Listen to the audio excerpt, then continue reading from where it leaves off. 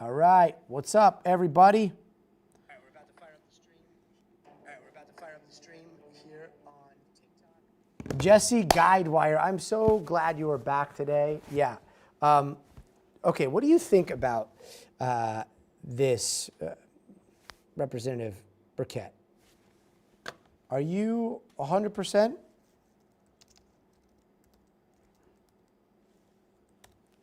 Are you 100% on everything that he's saying? Because I actually, we're requesting Luna come on the show this week. They have a very important deadline. For those that are just joining the stream and you're like, what's going on? First of all, what is this? This is the news. The news is going to start in 15 minutes here on NBC News Now. My show is called Stay Tuned. And one of the things we've been staying tuned for, as Jesse Guidewire here on the YouTube comment section will tell you, is whatever's going on in the sky, these mysteries that we don't know, UAP. And yeah, we've got a certain representative saying some pretty wild, like everybody should be up at night stuff. And there's no definitive proof that we've seen, but there are some videos that have been requested, specific videos that have been requested by Congress. The deadline, I believe, is the 14th, if I'm not mistaken, right, Jesse? And we're hoping that happens. So yes, I'm going to be hitting up Luna. She's kind of spearheading a lot of that. The Representative Burkett, he's basically saying, like, these are the things I've heard. I'm trying to get a little bit closer to the source, if you will, because we don't want to get this wrong. But you know that I am definitely paying attention to all that stuff. SML, you saw me on Top Story. Wild day. In fact, I got to post this real fast. What's today's date? No, let's see here. 4/7/26. Leading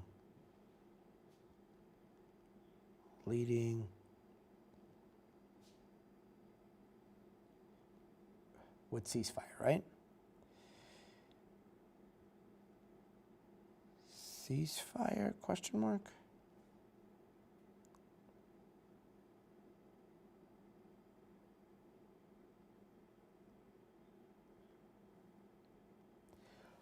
What up? Yeah. Oh, and we've got, so Amanda, are you on YouTube now?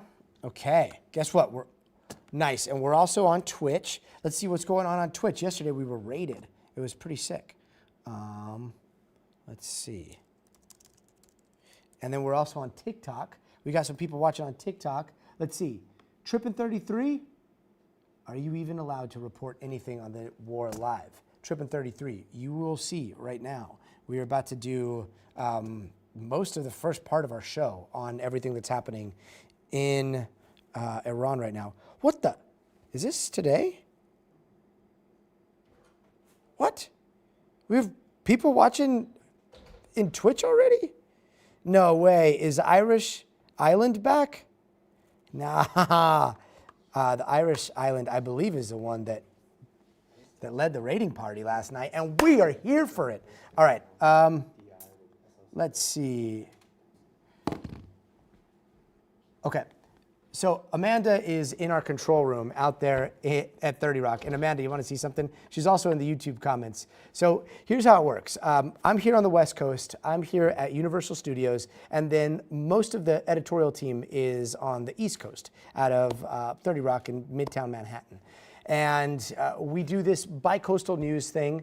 But for the most part, throughout the day, you see the news coming out of New York studios. Then we take a detour through Washington. You got Hallie Jackson, you got Meet the Press. That's NBC News coming from Washington. Then it goes back to Top Story. Then, whoa, at the end of the day on the network, on the NBC News Now network, we come all the way out here to California. That's why you're going to see the vibe of this show a little bit more, it's not laid back. It's just, you know, like there's a lot to process. And so we take a little bit more time. We dive into a lot of the nuance of what's happening. And we have a ton of experts that we're going to be talking to tonight. But the name of the show that we've got here is called Stay Tuned, and it's going to happen live on television, like TV, not just YouTube and TikTok and Twitch, but TV, like turn on a Samsung, turn on a Roku, turn on whatever you watch on. And if you look for NBC News Now, you won't see this. You'll see like old school 16:9 format TV, and it'll look like the news, and then I'll be doing the news thing, and I'll, you know, but then during the commercial breaks and then before the show, it's just us chatting here. Kat, California is laid back, right? Jesse Guidewire, the 10 points that Iran put forward, we're gonna be breaking that down because they're the same things that they've been talking about. Basically, like reparations, the United States paying for damages. They're talking about U.S. soldiers being removed from the region. There's a lot that Iran is demanding in this 10-point plan. And as you can imagine, the White House has completely different ideas. But earlier today, the day started with all of us looking at this 8 o'clock deadline, then the president coming on Truth Social and saying a civilization might die tonight, basically saying it might happen and open up the Strait of Hormuz. Then in Iran, we saw a video of human shields, people linking arms, young people, old people, all coming to these like sites of power plants and bridges, and then basically forming human chains around them to protect them from American airstrikes. And then 3 hours before that deadline, the president gets on Truth Social and he says, hey, I was talking to Pakistan and Pakistan's leaders, and I have agreed to a two-way ceasefire with Iran. Unclear there's a lot unclear right now, but basically 3 hours before this was supposed to go down, this attack, we have a ceasefire. So that's what's happening on this Tuesday. Let's see, what's going on, SML, thanks. Julie, thanks for sharing the stream. And then where are the Twitch guys at? Yes, Irish Island, and I gotta watch your Twitch, man. I will subscribe very, very soon. Kat, I did not get Olympic tickets. I'll probably be working the Olympics here in LA, but I was thinking about what I wanted to take my kids to. Maybe track and field, maybe volleyball, surfing would be cool, but I don't know what I'm gonna be working. And as much as they said that they were gonna be $28 maybe, possibly, if you figured out how to work that little lottery, they are hella expensive, like hundreds and hundreds of dollars for one seat. I have a family of 4. So I don't know what the situation is going to be for LA 2028 for us, other than working. Hello, Lisa. How's it going? Lisa is our executive producer. Oh, and Amanda, if you're still watching, so some days what we do is we do this. We've been moving this around because right now what you see below us, that's the Artemis live feed. They've been having issues throughout the day because it's space, and sometimes you'll see Artemis's live feed from NASA popping up there. Then above us, you've got the studio. This is like robot cams. You're gonna see them walking around. You're gonna see Ryan over there on the camera. He's gonna be walking around. And usually it's not Artemis 2, it's Lisa, who's in the control room, Amanda, the next time you come hang out with us. And she basically mans master control, mans mission control from 30 Rock. And she's the one that's usually in my ear. And then what we also have is this right here. This is our picture-in-picture. And basically, the show's going to be going here, and then I'm going to be watching the show along with the chat. And then I will try to watch the chat as much as I possibly can. And then during the commercial breaks, we can talk. Oh, Danielle S. 9458. Thank you so much. When is Mr.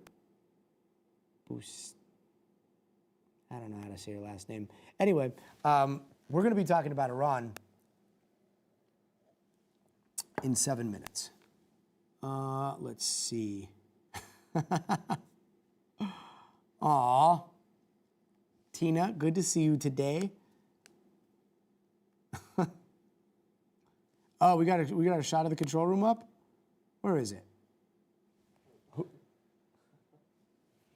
Oh, there we go. Whoa. Whoa, look at this. This is sick. Hey, wait, hold on. Are you seeing this, Kevin? This is the control room.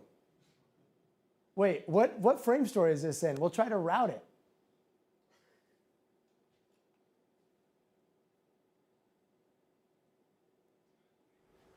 What frame story are you guys in? Ah, yeah, that's awesome. Oh man, we definitely have to, like, that is such a cool master control. Wait, let me see if I can route this real fast. How much time do we have? 6 minutes? That is a dope shot. Hey, Kev, did you see that shot of the control room? Yeah. Can we route it? We can find out what it is. 904. 904? 904. 904. Okay, cool. Yeah, let's see. Maybe we'll throw it up today. That would be so cool. All right. All right. Hey, stream. This is getting better every single day. All right.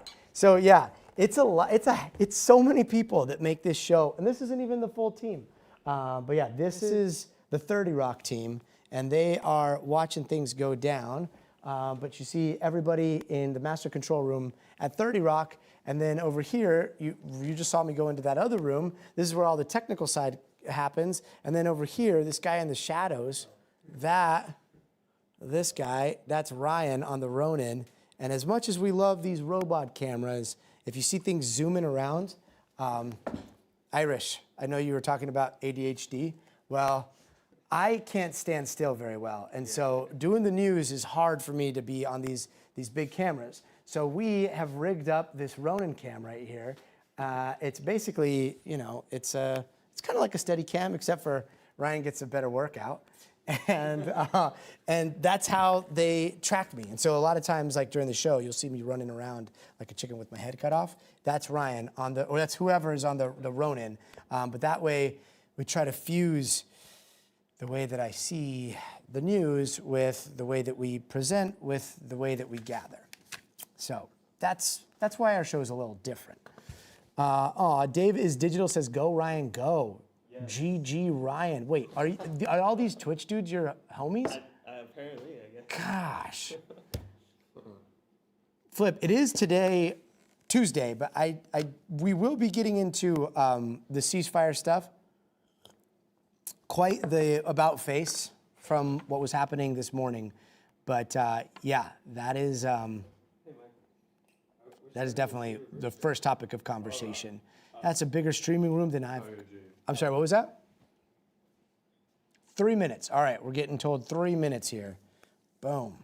All right, let me just fire some stuff up here and make sure that everything is going according to plan. Okay. Got it. Gabe, Kier, and then we're off to the races. Perfect. All right, dude, welcome. Welcome to the family. This is awesome.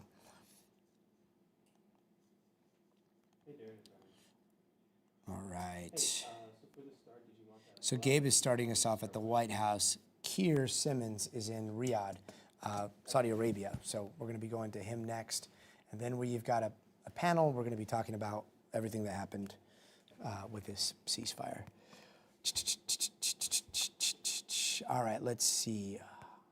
Doing pretty good, SML. 2 minutes to G. 2 minutes, okay.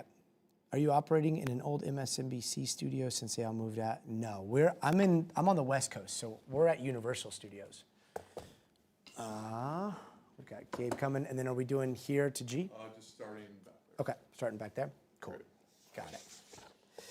All right. So here's what we're gonna do.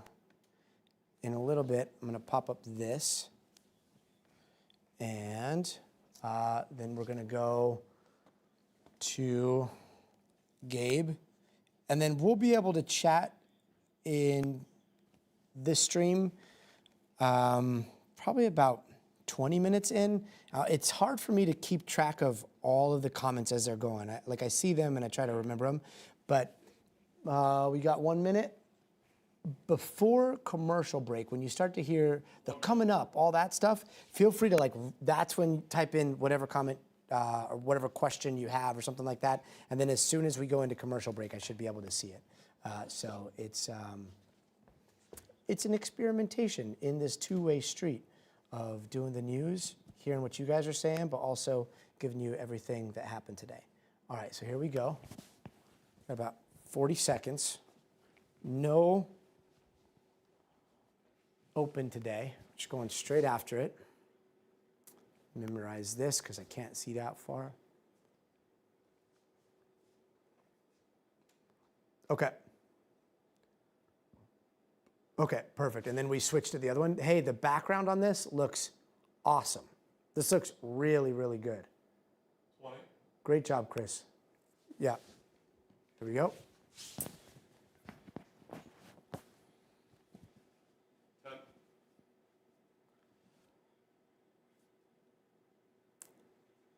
Here we go. Stand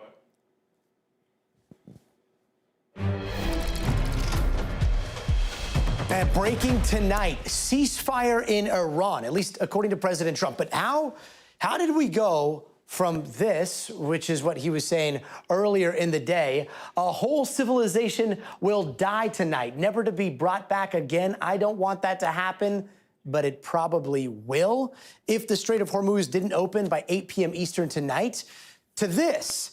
I agree to suspend the bombing and attack of Iran for a period of 2 weeks. This will be a double-sided ceasefire from both sides. Now, at the center of Trump's announcement today, apparently this conversation with Pakistan and this 10-point proposal from Iran that we've been talking about. Now, all of it coming after Iran responded to Trump's latest threats to blow up infrastructure by forming these. Look at this.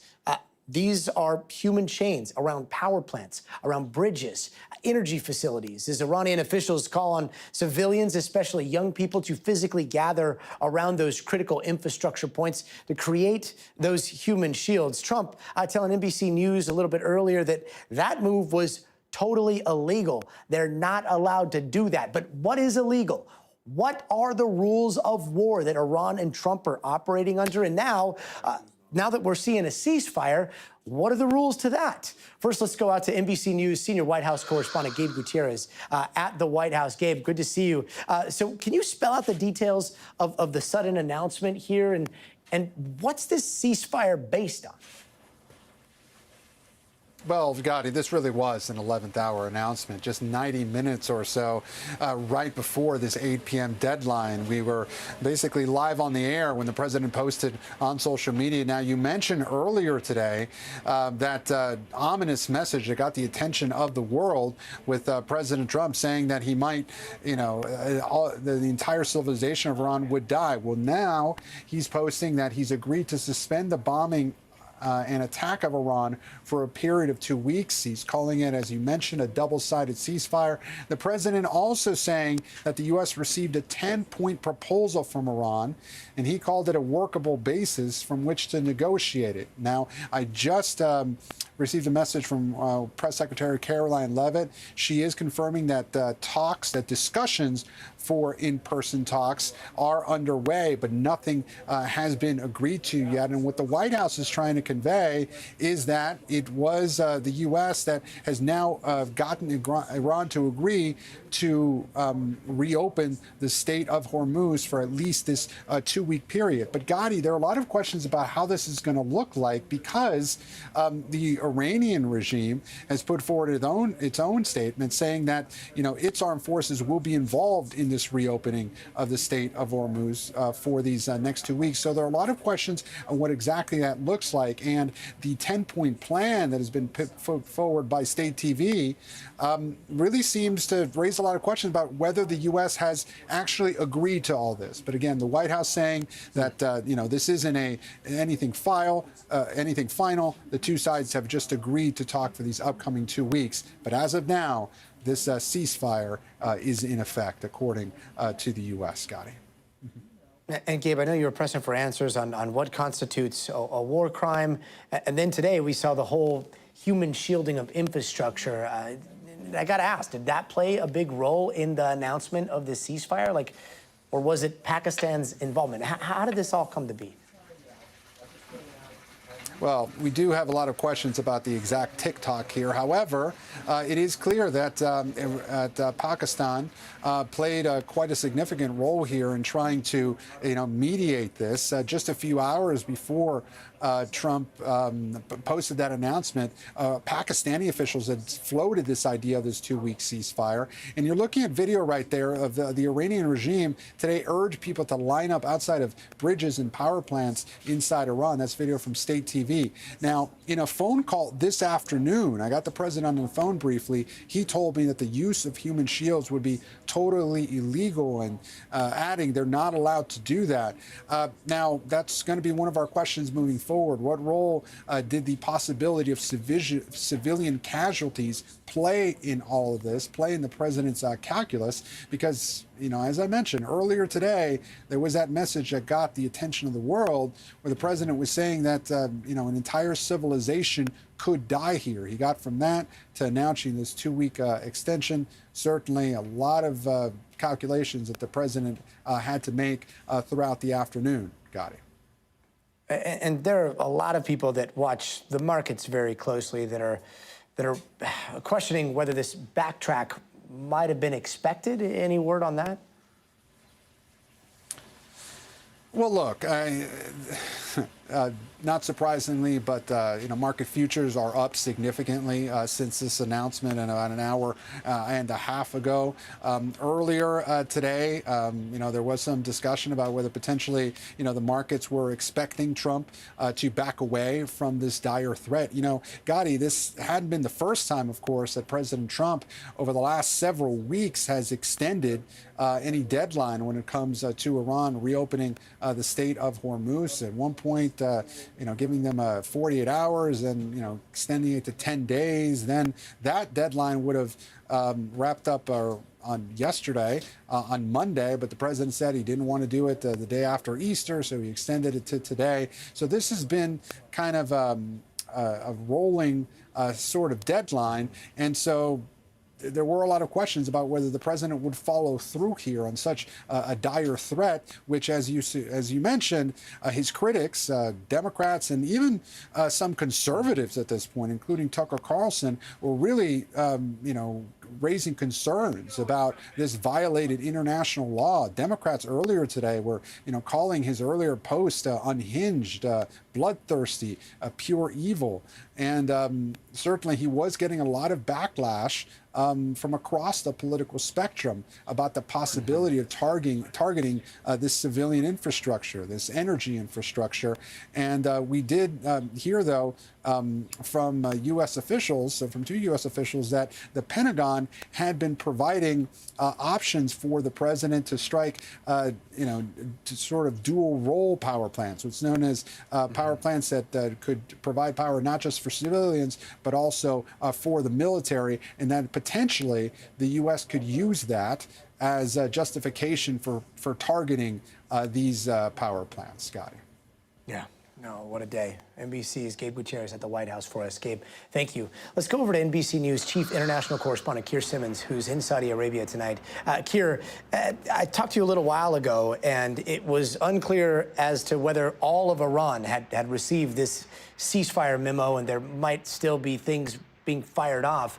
Any word on that? We've heard from Iran now, and Iran is saying that it agrees, but I think the challenge is that it's not clear what Iran has agreed to, and whether what the Trump administration and what the Iranian regime have agreed to are frankly the same thing. I will tell you, Gally, just before we came on air, there was a shelter-in-place alarm here in Riyadh, in the capital of Saudi Arabia, suggesting that there would be more missile and drone attacks in the coming hours, in the coming minutes, maybe even.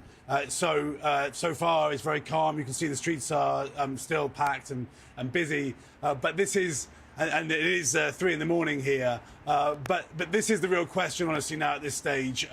Before we kind of celebrate the end of all of this, it is a ceasefire. It is a halt, a pause. It is not a peace deal. Let me just look down and take you through a little bit of what the Iranians are saying, because it is important. We've got a statement just in the past hour or so from Iran's Supreme National Security Council. And I just want to tell you part of what that says. It's very long. But one of the things it says here is that Iran demanded the withdrawal of US combat forces from all bases in the region and the establishment of a secure transit protocol in the Strait of Hormuz, ensuring Iran's control over the agreed framework. And then later it goes on to say that the US, that the Prime Minister of Pakistan has informed Iran that the American side, despite its outward threats, has accepted these principles as a basis for talks. So effectively, that's the Iranians saying tonight that they believe that the Trump administration has agreed to the idea of American bases leaving this region, of the Strait of Hormuz being controlled by the Iranian regime.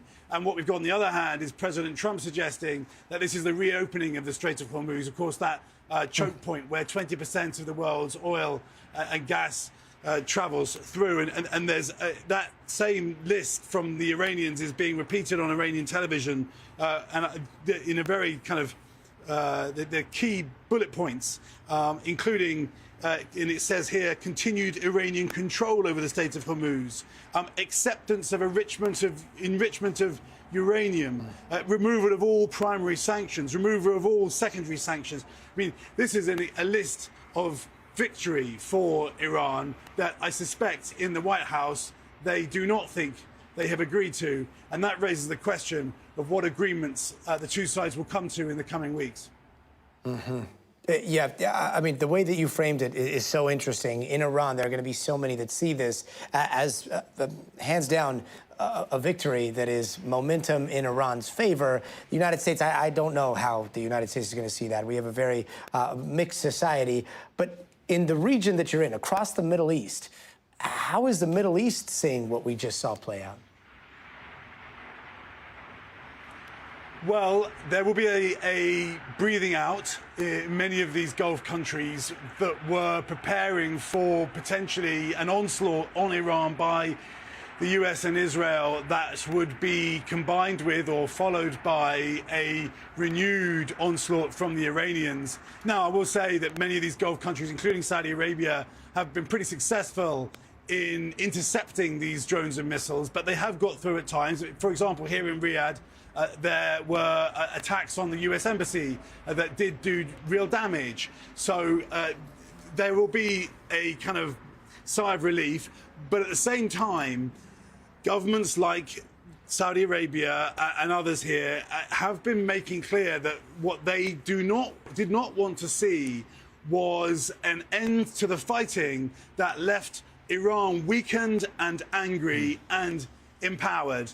And they will be looking at what Iran is saying and worrying that that's exactly what might be being proposed. I will just tell you, Gadi, that we've just got a message to say that that warning to shelter in place has just been lifted here in Riyadh. Yeah, real signs of the ceasefire possibly happening as we speak. NBC's Keir Simmons, thank you so much. I want to bring in NBC's Courtney Kube, who's been following all things on the military front. Courtney, you've been reporting all day about the Pentagon preparing options for the president if a deal was not reached tonight. And then there was this talk of dual-use targets. Can you explain to us what a dual-use target is? Yeah, I mean, the president was threatening these massive strikes. He set a deadline for them. So the U.S. military was already, they had presented options that included these dual-use targets. So what that means is it's a location or a facility that both services or provide services to the civilian population and either the military population or the regime. So think of something like an electrical plant, power plant that might actually have a percentage of its power generated goes to the civilian population, but it also has a direct impact on a military installation or population. The key here and the reason that the U.S. was coming up with these dual-use targets is because if, in fact, the U.S. were to target critical infrastructure in Iran, it could be a violation of international law, a war crime, essentially. But if the U.S. can justify it as saying that a specific facility or location has a direct impact in support of the military or of the regime, even though if it does cause harm and undue suffering to the civilian population, the U.S. could justify that as a legitimate military target. But again, at this point, it doesn't appear that the U.S. is going to strike any of those locations, but they had the forces forward and then the options ready should the president have ordered them to do so, Gotti. Yeah, and then as you probably saw and the world saw, all of a sudden we started to see these images of human chains. And there's, we've heard of human shielding. It's something that goes back through the ages of warfare. And yet, not often do you see cell phone cameras there. Not often do you see live video that's being broadcast out. We saw what happened with video cameras in Vietnam. Here are some of the images right now. In terms of this 21st century of instant information, do you think that things like this may have changed the military strategy or the calculus in some of the targeting of these infrastructure points? It absolutely could have. I mean, ultimately, that would come down to President Trump, and he was posting on social media that that the Iranians can't do this. I think the real question here is, were the people who were at these facilities there of their own volition, or were they coerced or forced to be there? And that could make a difference as well. But this is something that I've been watching all day and trying to get a sense of whether these images and the U.S. having information that, in fact, Iran could use human shields at some of these critical infrastructure locations, whether that would have a real impact on the president's decision-making here to whether, in fact, he would want to go after some of the critical infrastructure. I mean, Gotti, we've seen him do it already. The U.S. has struck at several bridges in Iran, and so the question is, would they escalate that? Again, at this point, with this agreement that seems to be very new and somewhat tenuous at this point, it doesn't appear that the U.S. is going to carry out more strikes on the critical infrastructure, again, at this point. And Courtney, one other question that I've been wondering, and there's only one person that I could think to ask it, and it's you. And you may not have an answer to it, but we also heard from Vice President J.D. Vance, and he was talking about having other tools in the toolkit, and a lot of eyebrows were raised, right? Yeah. And some people were thinking that they were very, very kinetic. Although there are others that are like, wait, I mean, we saw power being taken out during the Venezuela raid. We've seen, cyber attacks that the United States may be behind.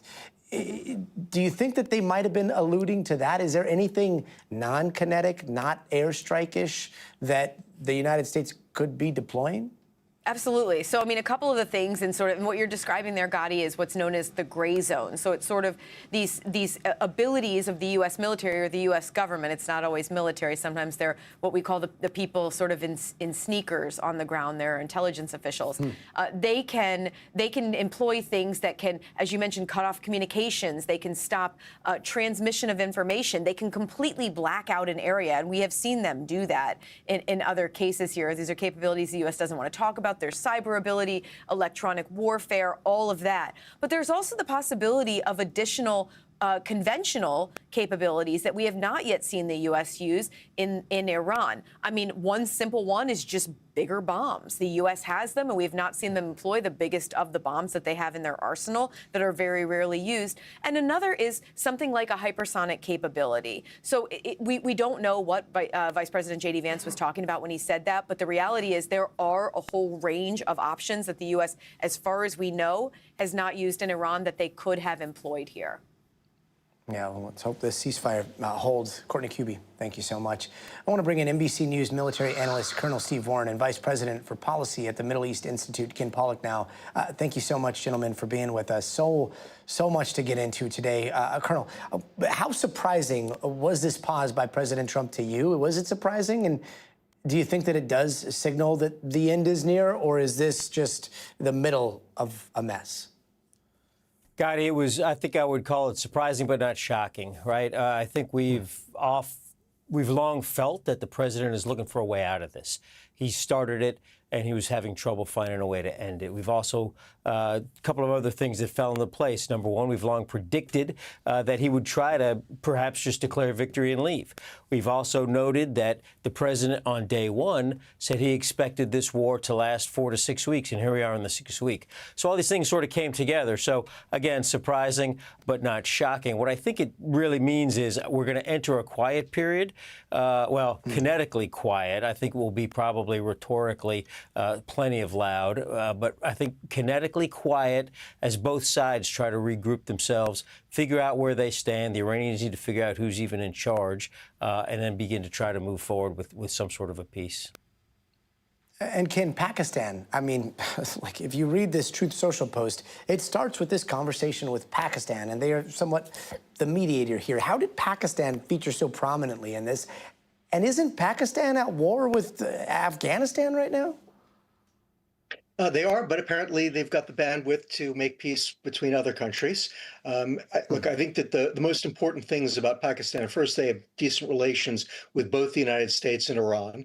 There aren't a whole lot of countries that fall into that category. In addition, we should remember Pakistan has excellent relations with China. And there have already been reports that China was a very important interlocutor with the Iranians, pressuring the Iranians to go ahead and agree to this deal. And I think that was probably important. Obviously, we'll have to wait to see exactly what happened there. But China weighing in with Iran, China's one of the few countries that could weigh in with Iran, and the Iranians would really take that seriously. So it may be that Pakistan was acting not just as an honest broker, but also as a conduit for Chinese messages to the Iranians. Yeah, always so much that goes on behind the scenes that we may never hear about, but very, very insightful there. Colonel, I do want to ask, in a situation like this where we've got a ceasefire, whether it's a few days or whether it's 2 weeks, the United States is going to be working on replenishing its stockpiles. What does Iran do in terms of hardening defenses? The Iranians are going to start scrambling now. They have seen a lot of our tactics, many, if not most, of our capabilities. So they already know what works against them, and they've also learned a little bit what they can do to us, what buttons they can push that will cause us to change the way we do business. So they've learned a lot. And what they're doing now, almost like, I hate to use sports analogies and very serious things, but almost like a halftime, right? So now they'll readjust during this pause and determine where they can reinforce, where they don't have to worry as much anymore. So if we go back to kinetics, they will continue to be a tough opponent. And whether it was the straw that broke the camel's back here or not, but the use of human shields in this way, the cameras there, people linking ours, and again, we don't know if they were there under duress or they were there organically. But Ken, starting with you, because I want to get both of your takes on this, is this going to be something that we now see in a new playbook? I know this has been done for quite some time, but do you think that it was effective here? Well, again, I think Colonel Warren put it really nicely in terms of, I think that a lot of things went into President Trump's decision here. I think he put it very nicely that the president has clearly been looking for an off-ramp. He's been looking for an exit strategy. I thought Keir Simmons did a very nice job of pointing out that what we're hearing from the Iranians is pretty stark. I'm glad that he read those statements from the Iranian regime about what they believe the president agreed to. If he hadn't, I was planning to do it. If the president agreed to do that, boy, that will be massive concessions to the Iranians. And ultimately, that may have been, a very important element for the Iranians to agree to do this. Whether the human shields had an impact on the Trump administration, hard to say beyond the fact that clearly the president wanted out. And one of the other things that's on that plan, and Colonel, I want to get your take, is U.S. personnel taken out of the region. Is that a non-starter? Yeah, I think that's probably a non-starter. Although I will say in the latest national security strategy, there was not a lot of discussion about the Middle East. Now, having said that, we have provided security in the Middle East for decades. I think an American absence, if we were to leave the Middle East, I believe would make the entire world less safe. I think most observers, I think most professional military personnel, all of the president's sort of national security advisors in uniform, I think would probably agree with that. I would defer to Ken, who's the real expert here, but I can't imagine us leaving the Middle East. And Ken, as the real expert, I guess, you get the hardest question, which is the question that I usually ask the Colonel, and so you lucked out. But ballpark, when do you think this could all realistically be over? Well, first, again, I think we have to see if this actually ends.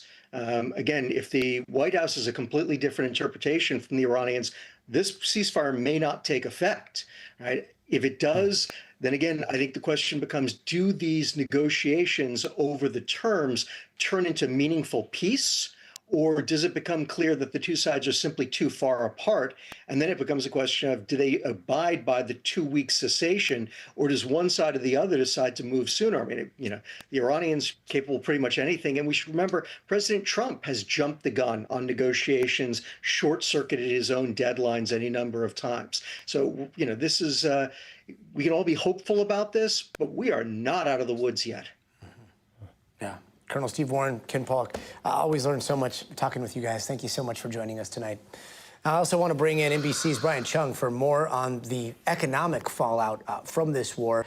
So, Brian, first question, and again, I asked, I asked Gabe a little bit earlier, but there were a lot of market watchers that were watching on this Tuesday, and they were like, what are the chances that this completely turns around before tomorrow? What are you hearing on Wall Street?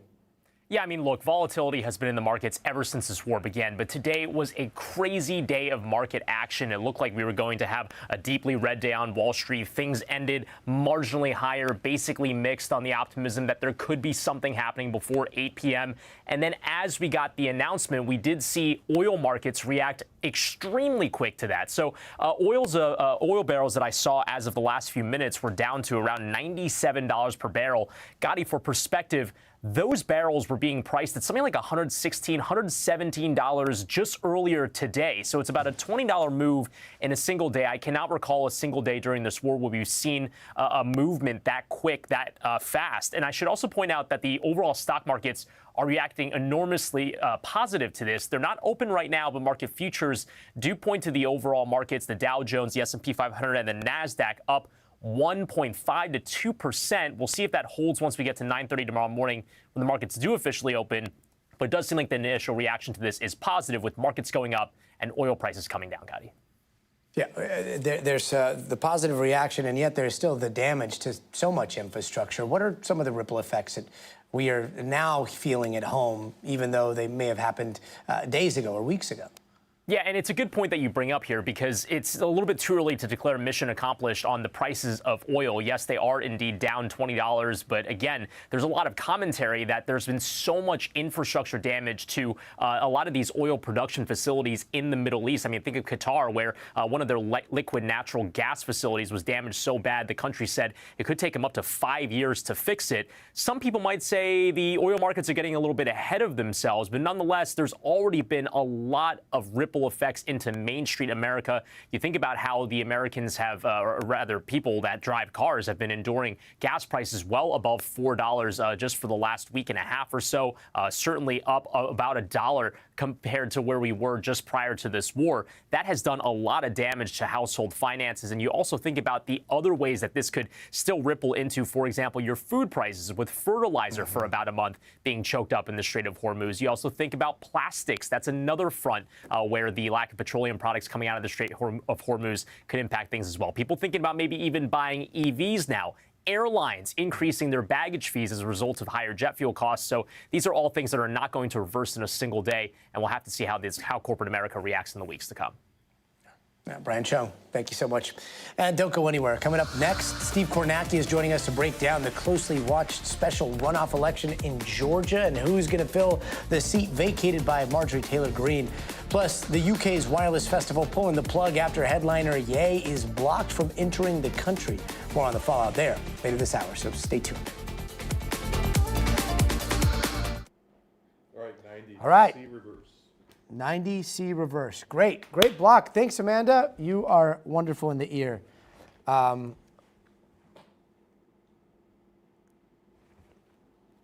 Oh, nice. Well, don't. Yeah, I hope Lisa's not in the chat right now listening. But yeah, this has been fantastic. And yeah, all right. What's up, chat? Let's see. Bum bum bum. It is right. Well, Lobato Cat, you're one of the OGs. You've been here forever, though. American people not happy with Trump. We were looking for APM. Interesting. That's an interesting take. That's another interesting take. Thank you, Christian. This chat is wild. It is wild. Okay. Amanda, in the ear, telling me we've got headlines, we've got Kornacki, and then we've got a tease coming up, and then we've got another commercial break. So we'll be able to get into a little bit more. But that conversation was fascinating. I mean, there's so much to think about. And again, it doesn't seem like this. It seems like all of a sudden we got a 2-week pause in the middle of something. So we'll see where it goes from here. Thanks so much, King Dre. Interesting. Ellie, I'll have to look into that. 10 seconds. Naomi, watch. We're about to tell you what's going on everywhere. Stand by. 3. Hey, welcome back. Here are some other headlines we are watching tonight. An American journalist, Shelley Kittleson, was released today after being kidnapped by an Iran-backed Iraqi militia group. Now, this comes a little over a week after she was first abducted in Iraq by that militia. The group said Kittleson was free to go on the condition that she leaves the country immediately. And the search continues for an American woman who went overboard out in the Bahamas. Lynette Hooker fell from a dinghy Saturday while on vacation with her husband. The couple documents their sailing adventures on social media, and they last posted Thursday sailing around the Bahamas. And the rapper Offset is in stable condition after getting shot last night outside the Seminole Hard Rock Hotel and Casino in Florida. Rapper Lil TJ was arrested in connection to the shooting, but his lawyer posted on Instagram calling the reports rumors and false. According to cops, a fight inside the casino escalated to the shooting at the Valet. And early this morning, a paper warehouse in Ontario, California, turned into a 6-alarm fire. Investigators think the fire was intentionally set, and a worker at the paper company was arrested for arson. 20 people were inside the warehouse when it caught fire, but luckily no one was hurt. According to Bloomberg, the fire could affect the West Coast supply of toilet paper, diapers, and a whole lot more.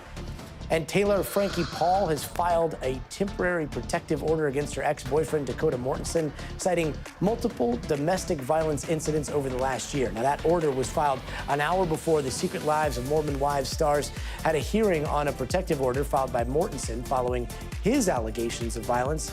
In today's hearing, Paul was given temporary supervised visitation to the couple's 2-year-old son.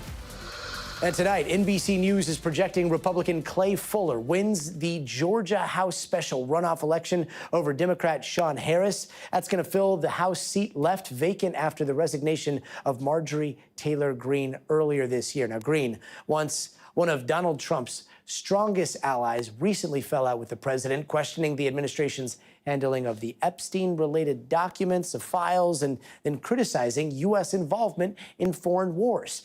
Just today, she responded to a post from the president warning Iran about killing an entire civilization, calling it, quote, evil and madness. Fuller's victory strengthens Republicans' hold in a narrowly divided House where every seat is critical. Let's bring in Steve Kornacki. He is at the big board to walk us through the results here. Steve, what do we see? Yeah, Gotti, I guess on the surface here, no surprise. Ultimately, Clay Fuller, the Republican, you can see is leading right now, about a 12-point margin. And as you can also see, there are still a lot of votes that are still going to be counted here. It appears that that Fuller margin, is ticking up some, the more vote that comes in right here. The context for this, though, of course, as you say, this was Marjorie Taylor Greene's seat. This is a very solidly Republican district. Traditionally, Donald Trump won this district in 2024 by 37 points. And so we don't know where the margin is ultimately going to land here, but it is clear that that margin is going to be short, I think well short of that 37-point margin that Trump had here a couple of years ago. So ultimately what you're going to have here is a Republican, Clay Fuller, winning the seat, Republicans holding on to the seat. They're going to be happy with that. And Democrats are probably going to emerge from tonight saying, hey, this was a very deep Republican district. We Democrats did better than expected. And they will say it's not the first time since Trump came back to the White House that that's been the case. In previous special elections to Congress over the last year and a half since Trump came back, we've seen similar results where the Democrats are doing much better than they did in 2024. And so Democrats will try to claim momentum coming out of this tonight. Republicans will be able to say, hey, your momentum wasn't enough to get you the seat. The Republicans will say ultimately what matters is winning the seat, and they have done that. And that is the big picture. Steve Kornacki at the big board. Steve, thank you. And coming up, a shooting involving ICE agents shuts down parts of a highway in Northern California. What we are learning about what went down there. How much? 3 minutes. 3 minutes? Oh, guys, chat. We got 3 minutes. 3 minutes together? This is great. Okay, what do you guys want to talk about? Let's see. Kornacki at 30 Rock. Cat, yes. He lives at 30 Rock. He's a man. Everybody gets, like, he's a heartthrob. So when he walks around the halls of 30 Rock, everybody's like, oh, here comes, did you see Steve? Did you see Steve? He's a man.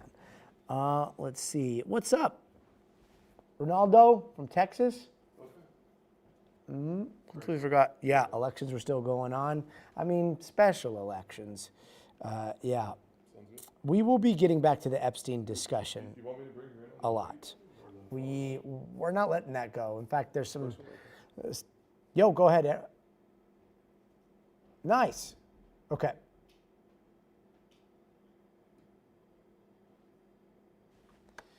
Give me 2 seconds. Okay, so Ali is going C1. 2 minutes. Got it. I see it. Food fertilizer. Okay. Okay. Perfect. Let's see. Got it. And then we got Artemis heads home still, right? And that's Tom Costello's package. And that's still in though. We have not killed that. Awesome. Okay. Perfect. 90. Cool. 90 seconds. All right. Just settling. Yeah. Please keep that one forever. All right. What else is going on? Is the street really open? The Strait is. We have seen traffic going through the Strait. A little bit earlier today, we were talking to another analyst, I think on Top Story, and they were talking about how the Revolutionary Guard is basically charging $1 to $2 million tolls for for tankers to go through. So there has been traffic that has been flowing through the Strait of Hormuz. Doesn't seem like there is a huge active minefield, but we'll see what happens going forward. Yes. Jesse Guidewire, I love your comments, man. You always hit it right on the head. Yes. 45. Contest of show and restraint, and we'll see how long it holds. Davis Digital, Twitch, dude. I love you guys on Twitch here. There is and the Twitch conversations are super elevated.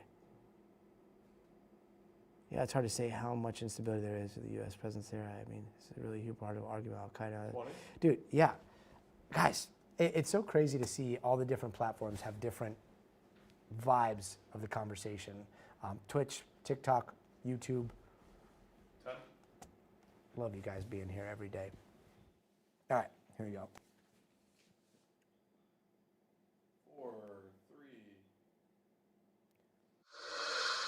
3. Hey, welcome back. As turmoil continues in Iran, fertilizer, a major piece of global farming supply chains, are also caught in this conflict, and economists are warning that disruption could be felt across agriculture worldwide. Ali Canal explains. What starts in the Middle East is quickly moving through the global supply chain, and soon likely into your grocery bill. From corn, wheat, and soybeans to bread, meats, and more. We're talking about all the crops and all the food products that we consume on a daily basis. At the center of it all, fertilizer. About 1/3 of the world's fertilizer ingredients moves through the Strait of Hormuz. Now, ships only getting through that key route in a trickle, causing a spike in fertilizer prices, with urea a major component at its highest price since 2022. Anything that is grown and that requires fertilizers, which is most of everything that we consume, is potentially affected. Across the world, the ripple effects are going to be quite significant. In Kenya, farmers are lining up early in the morning, hoping to secure just a few bags of fertilizer.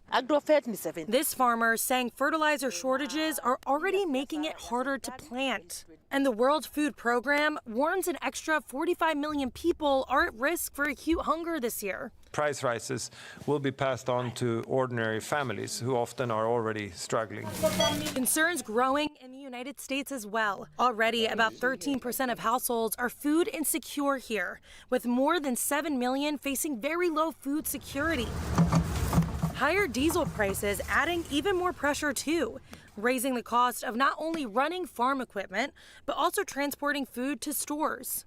Energy prices are affecting us. Will Harris, a fourth-generation cattle farmer in Georgia, says that rising fertilizer prices are hitting agricultural production across the country. As beef prices have gotten higher and higher and higher, I fear that will eventually impact my volume of business. Even before the war, farmers were already under pressure, from rising costs to tariffs and global competition. Last year, 315 farm bankruptcies were filed, up 46% from 2024. The federal government has stepped in with some relief, including $12 billion in aid announced last year. But now, the ongoing conflict with Iran adding another layer of strain. We have had to raise prices, and we continue to raise prices.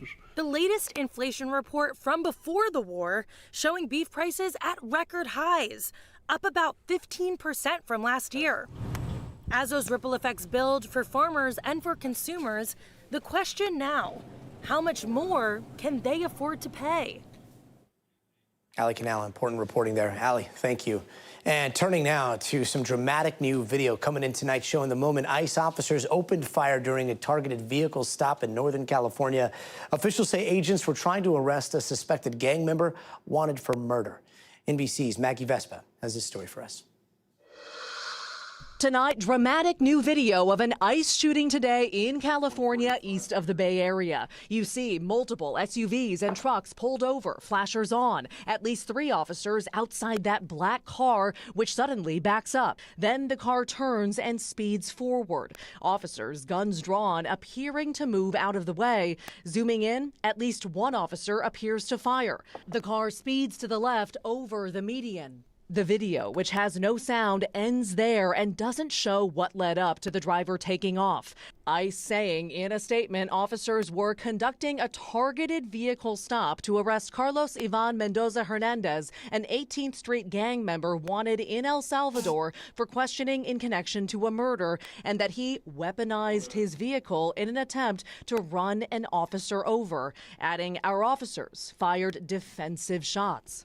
They say Hernandez was taken to a hospital, his condition tonight unknown. The FBI is now investigating. It comes as the city of Minneapolis releases this new video of another ICE shooting back in January, which contradicts the Trump administration's original account. DHS previously said an officer shot and wounded a Venezuelan man during an immigration enforcement operation after he and another man attacked the officer with a shovel and broom. But the new video shows one man appearing to drop a shovel as another runs toward a house empty-handed. A third person, believed to be the officer, tackles him. 2 unnamed ICE officers were suspended in February, with the agency saying in a scathing statement they appeared to have made untruthful statements, adding they could face potential criminal prosecution. Maggie Vespa, NBC News. Maggie, thank you. And a music festival in the UK has been canceled after rapper Ye, formerly known as Kanye, was denied entry into the country because of his previous anti-Semitic comments.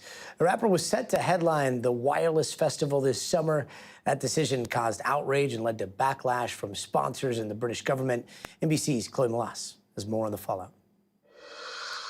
Tonight, the British government officially barring Kanye West from entering the country to headline a music festival. Organizers of London's massive wireless festival swiftly canceling the 3-day event, where West, who now goes by Ye, was slated to perform in front of 150,000 concert goers.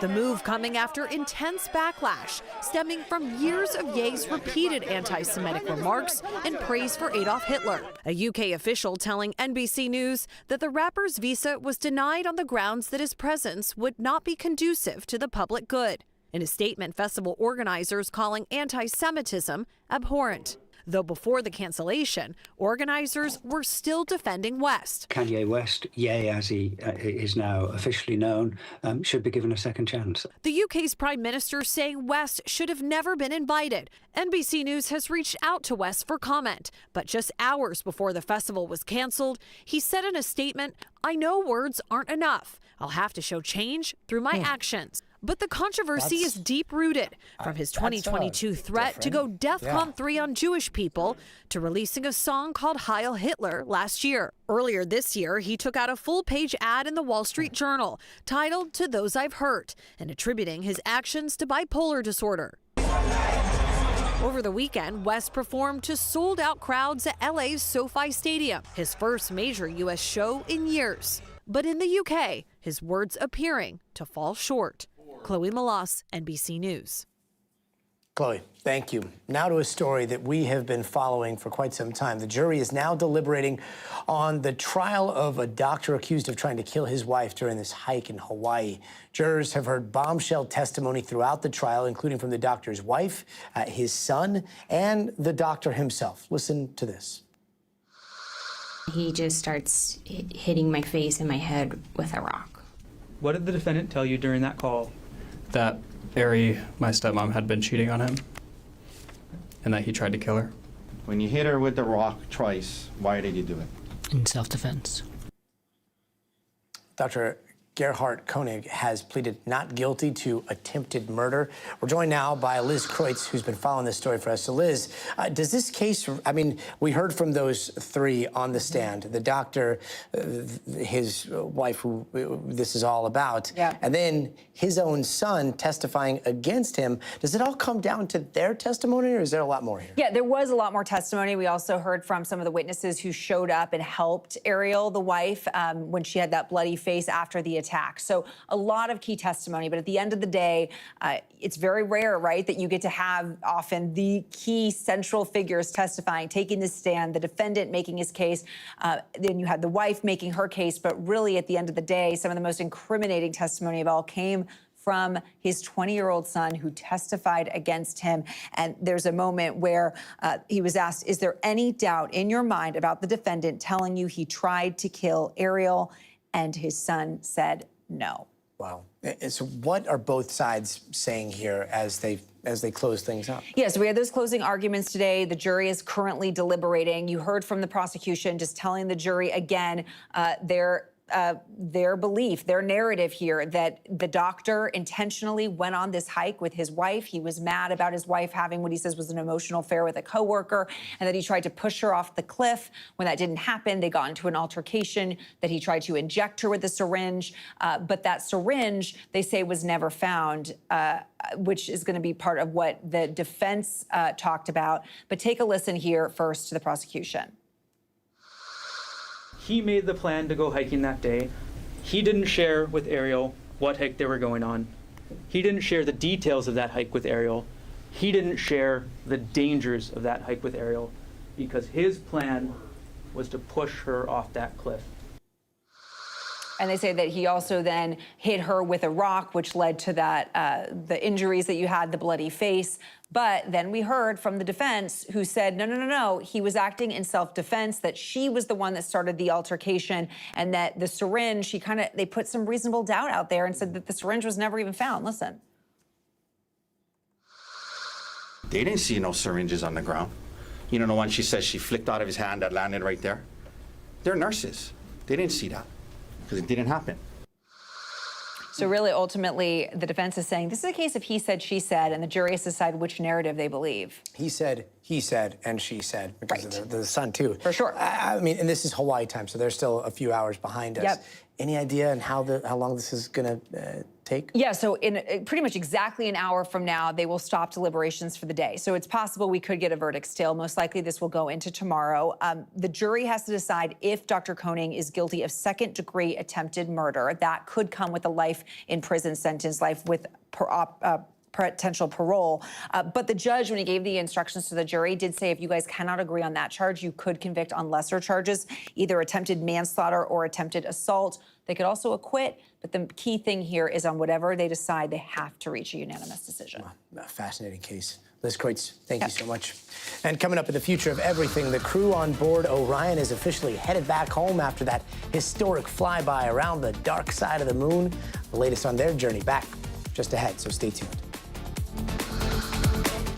2 minutes. All right. See you later. That's Liz. Bye, guys. She's the best. You the best. No, you the best. All right. What are we talking about now, chat? Dun, dun, dun. Now we're talking about space. That's right. We got Orion coming back. We got Tom Costello. Oh, the coolest story of the day. And I'm not jealous at all. Every single day. Let's see. Flip. Oh, thanks. Thanks, Dr. Dre's. Copy that. Position G. Far side, they want you to say. G, isn't that? Dark side, far side. Yeah. 90. Ella, thanks for following. Dr. Doom. Anyone else? Wait, who's Dr. Doom?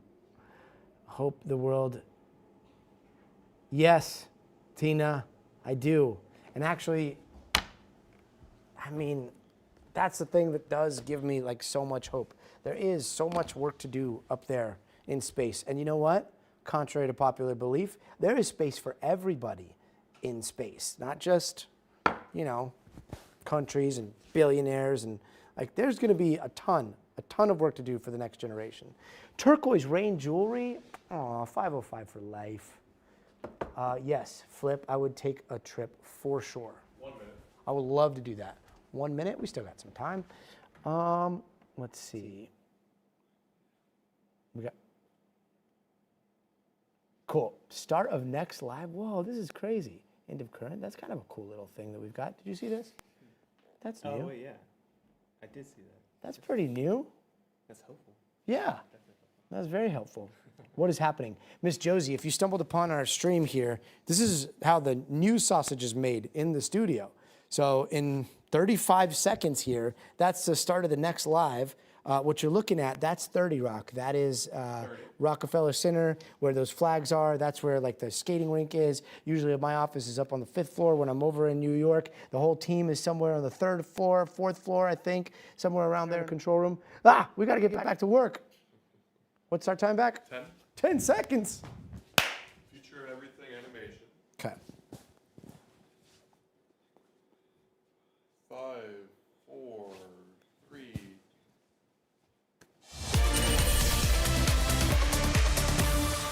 Hey, welcome back. Orion is on its way back home to Earth after that historic 7-hour flyby of the moon. It gave us our first close-up crater shots. Some of those craters bigger than the Grand Canyon, making detailed observations on everything that they saw there. They actually saw some meteorites hitting the moon. The Artemis crew became the first humans to see the far side of the moon, and they officially broke the record for the furthest anyone has ever traveled away from our home planet. They even saw a solar eclipse from space. Yeah, so much to see up there, but the work is not done yet, as the crew is going to continue to perform flight tests on their way back. And NBC's Tom Costello has more on some new pictures they just got and their journey home. From the Orion crew, a mega download of new lunar photos. Spectacular and humbling. Granular details of never-before-seen craters. A slice of the Earth 250,000 miles away, then rising above the lunar pole, updating the iconic Apollo 8 picture from 1968. The massive Oriental Basin, the moon's Grand Canyon 600 miles across. The Terminator line between sunlight and darkness. It is just like impossibly rugged. And a stunning 53-minute solar eclipse. The crew photographing and donning their protective shades with the sun's corona burning around the edges. I have to start with a giant wow. What you did yesterday really made a difference scientifically. Today, awestruck lunar scientists were comparing the images to their own model. This afternoon with Orion back in the Earth's gravitational national poll. Integrity, this is the International Space Station. A rare space-to-space radio conversation with astronauts on the space station. We can tell that you guys are definitely experiencing moon joy, and I feel like even we are experiencing moon joy right now. As the Orion crew speeds home at 1,300 miles per hour. I'll breathe easier when we get through re-entry and everybody's under chutes and in the water. We cannot wait for that here on the West Coast. Tom Costello, thank you so much. And still to come on NBC News Exclusive with a look at how an organization that went after cigarettes is now putting its efforts towards those popular nicotine pouches. But first, you gotta see this. One extreme sport just became a little more extreme out there in Palmer, Alaska. 3 guys became the first people ever to wingsuit skydive through the Northern Lights. And the temperature, well, it was also pretty extreme. Negative 40 degrees as they flew through the air. Those guys flew at about 100 miles an hour with the help of course, Red Bull Extreme Sports Air Force. We'll be right back.